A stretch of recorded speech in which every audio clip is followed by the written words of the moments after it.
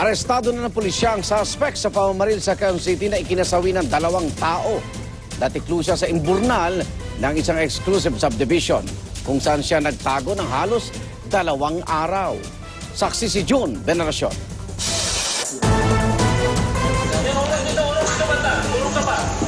Nagkunwari muna ang mga pulis ng mga residente na gusto lang tumulong sa suspect na nasa loob ng imburnal.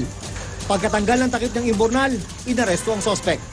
Nagtago siya sa imburnal sa loob ng isang exclusive subdivision sa barangay Greater Lagro, Quezon City. Masilaw? Takpan mo na yung mata mo, sige, takpan mo lang. Siya si Larry Binuya, ang suspect sa pagpatay sa branch manager ng isang beauty parlor na si Jay Casper at taxi driver na si Norberto Espiritu Jr. noong Miyerkules sa Quezon City. Bukod sa naiwang ID at cellphone cover sa parlor, ebidensya rin laban sa suspect ang basyo ng bala ng baril na kanyang ginamit. Positibo siyang kinilala ng mga saksi mula sa parlor kung saan siya unang namaril. Siya po nag-report sa kaibigan namin na walang kamali-mali. Sigurado kayo? Opo, sir. Yung pinaril mo, kakapanganak pa lang yung asawa. Kaguntanganak pa lang. Sabi mo may alam ka rin, di ba? Sabi mo sa telepono. Nasa ospital. Nagpa-pedicure raw ang suspect sa parlor bago namaril. Pagkatakas, taxi driver naman ang pinuntirya dahil hindi siya isinakay. Ang nakakaawa dito is that yung 2 biktima, at least initially, sa kwento ng mga witnesses, mga inosente talaga.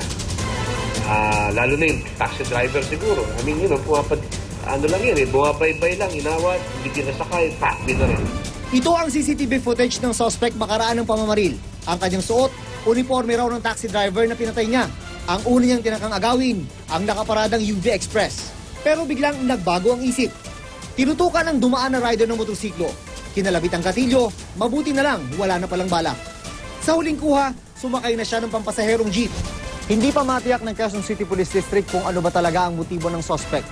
Inaalam pa nila kung meron ba itong criminal record o kung meron mang mental issue. Pero duda ng mga investigador, mukhang gun for hire daw ang suspect. Kasi ongoing pa rin yung investigation para ma-reveal natin kung ano talaga yung tunay na motive nito. Kasi may pinabanggit siya na APP raw siya, na pinadala siya para tirahin itong si Jake. Todo tanggi naman ng suspect sa aligasyon. Hindi po, sir. Hindi kayo? Dahil alam ko naman silang nakawalan kahit anong bagay. Ako si June Veneracion, ang inyong saksi.